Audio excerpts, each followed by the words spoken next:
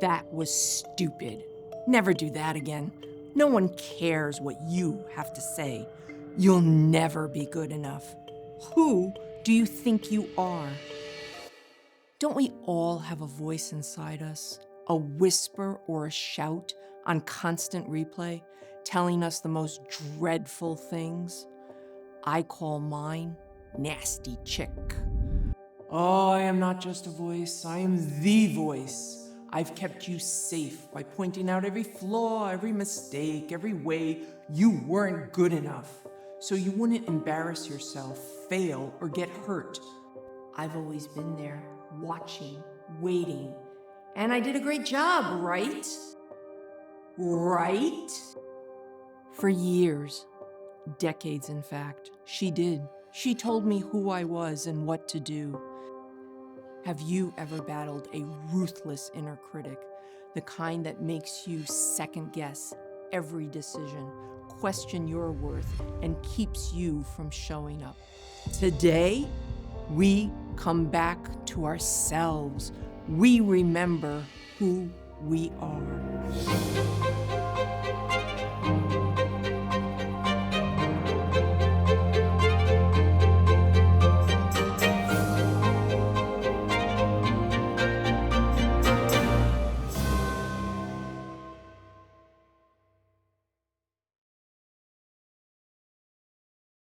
My name is Vanessa Cardenas, and this is my Oxford Talk.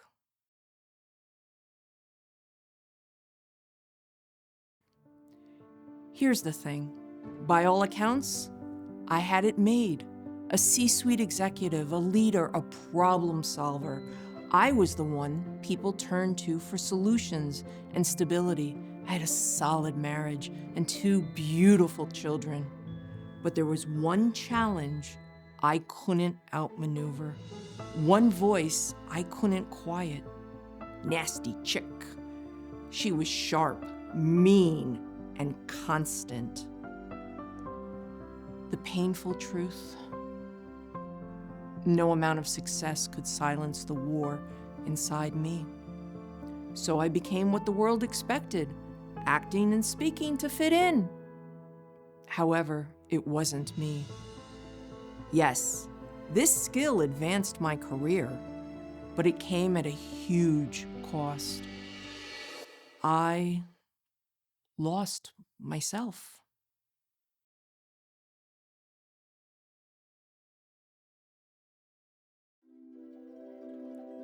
His voice cut through the crisp air, distant, hollow. Vanessa, there's something I need to tell you. I turned, met his beautiful chestnut brown eyes, the same ones that once said, I do. But this time, he said 3 words. I've met someone.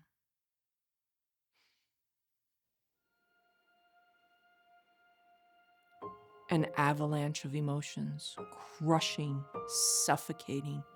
I lost the ability to hear anything else. I had spent my career guiding others, bringing order to chaos, but nothing prepared me for this. In that moment, I wasn't a leader or an executive or even a mother. I was a woman breaking apart. Then she rose, guns blazing. This is all your fault. You deserve this. You were never good enough, and you never will be. A relentless loop, over and over and over. Not new, just louder, sharper, harsher, dragging me into a darkness I had visited often. But this time, I moved in.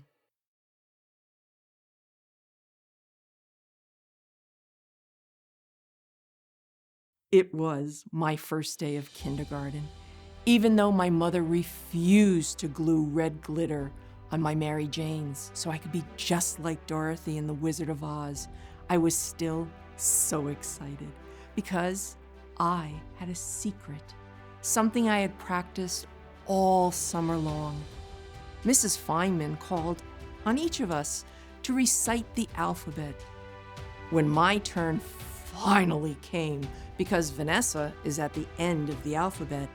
I didn't just say the ABCs, I performed them backward. ZYX, WV, UT, SR, QP, ONM, LK, JIH, GFE, DCBA. Mrs. Feynman's eyes narrowed. Vanessa, you're such a show-off. Go stand in the corner. Laughter erupted. My Mary Jane squeaked against the linoleum. I pressed my forehead against that icy cinder block wall. Fists clenched. Tears welled, then spilled. Dark polka dots on my yellow dress. And that's when she emerged for the first time. That was stupid. Never do that again. No one cares what you have to say. The clock ticked.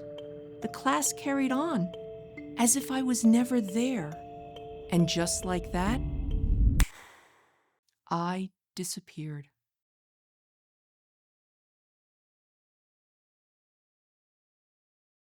By middle school, I had perfected the art of disappearing. I sat in the back row, always. When the teacher scanned the room, I lowered my eyes, pretended to scribble in a notebook. When the class laughed, I laughed.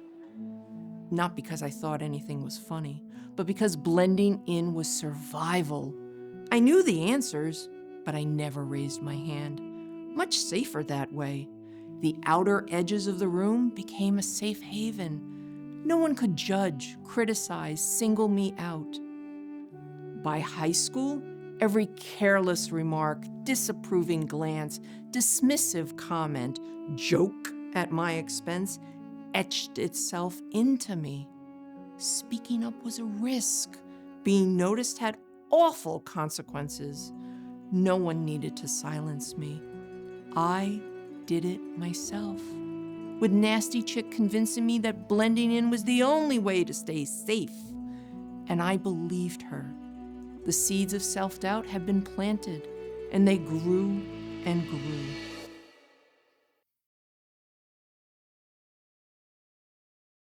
I had been collecting micro-betrayals for as long as I can remember.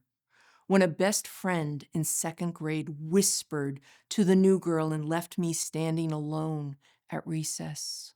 When in a crowded cafeteria at school, a boy I liked loudly said, "Vanessa, you'd be pretty if you lost some weight."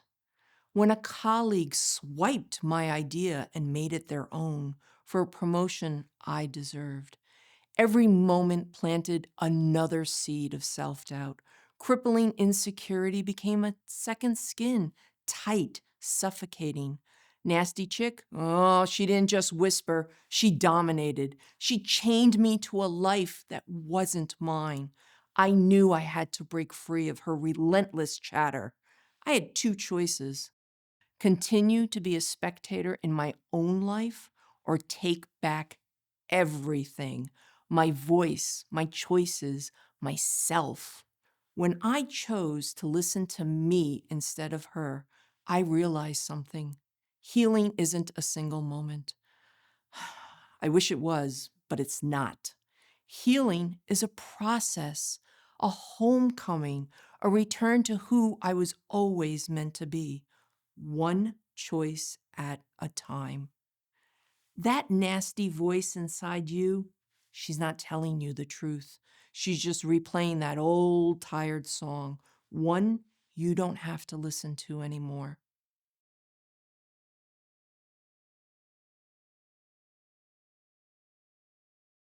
One day, I had it. Mentally exhausted. At a breaking point, I shouted at her, "Enough! I don't need you right now." I felt ridiculous, like I was arguing with a ghost. The second time I said it, I felt resistance. She fought back. The third time, something shifted. I started listening to my own words. The return of my whole self didn't happen overnight, But every time I challenged her, I reclaimed more of my power. I got closer to the truth. Her steady stream of criticism, shame, and doubt wasn't protecting me. It was keeping me small and holding me back. Yes, there were days I was tempted to give in, to shrink back into the safety of her familiar cruelty, because in a twisted way, she felt comfortable. But I had made my decision. I was done letting her run my life. As I kept walking this new path, something else changed. Her voice diminished. I could hear my voice loud and clear, and that became the foundation for stitching myself and my marriage back together.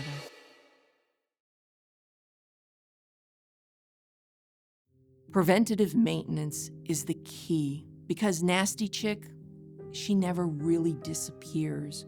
When she starts whispering old doubts, I snap a band on my wrist and say, today, I choose to be present and feel what's real. I choose to heal. I choose to respond, not react. I am worthy just as I am. How often do we find ourselves stuck in old thought patterns, not because they're true, but because they're so familiar? Just because something feels familiar doesn't mean it's safe, or right, or kind. That nasty voice you're listening to, you can learn to hear a new one, your own.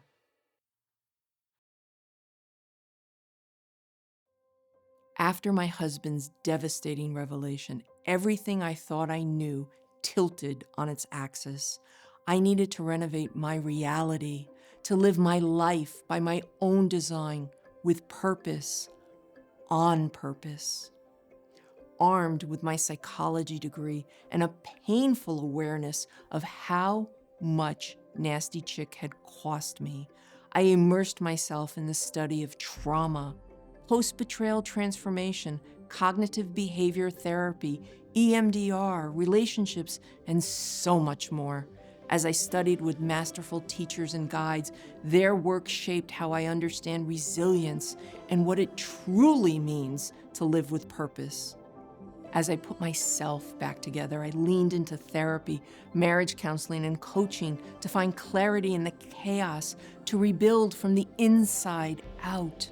Of course, Nasty Chick was there, whispering, sabotaging, trying to drag me back down. It took disciplined persistence to return to myself, to reclaim my marriage, to finally be able to hear what my husband meant to say that day. I've met someone, and I love how that makes me feel. But what I really want is that intoxication with you, not her. This process has taken and still takes all of me. And what a journey it is.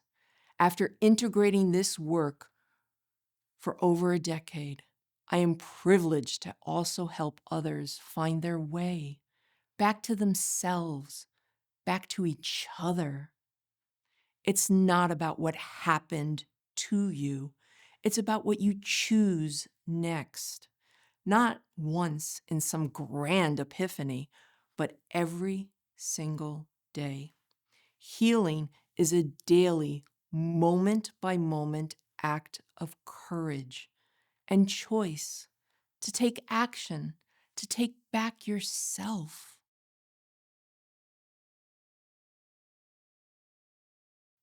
I am finally who I was meant to be. Me. No more shape-shifting. No more being everything to everyone else. I am everything to me. Think of the times you've listened to that voice, the one that kept you small and made you doubt. I want you to remember, healing doesn't happen all at once or in isolation. It echoes through families and communities, through generations, and into the lives of those we have yet to touch. Healing is women who've poured themselves into everyone else, finally reclaiming their worth, grounded, whole, and deeply valued. Healing is men who have chased success, finally realizing that true strength is found in trust, connection, and authenticity. Healing is couples who have faced betrayal, choosing to do the impossible, not just rebuilding, but building something even stronger. Because the way we heal changes the way we live and the way we give. Healing transforms how we show up for ourselves, for each other. It transforms how we lead and how we love. I've learned something else along the way. In those moments of despair, great understanding and transformation can emerge if we're willing to sit with it, if we allow space for it. Oxford Talks examines ideas worth doing, and you've been hearing mine. What if today is the day you stop believing the voice that lies, the day you reclaim your worth? Because your voice matters. You matter. I matter. Every time that voice creeps in, snap a band on your wrist. Take a breath and say, I am enough. I am present. I am me. I am. Do it over and over until you feel it shift, because it will. Your inner critic may linger, but every time you interrupt the pattern, you take back more of yourself. Call her out. Snap the band. Speak a positive I am. Even once a day can make a difference. Imagine what will happen when you make it a habit.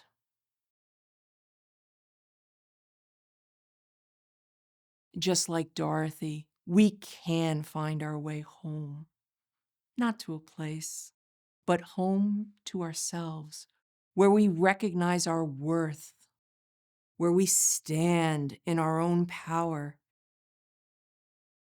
At 5 years old, I was sent to a corner for being me, and I let that moment define me for far too long.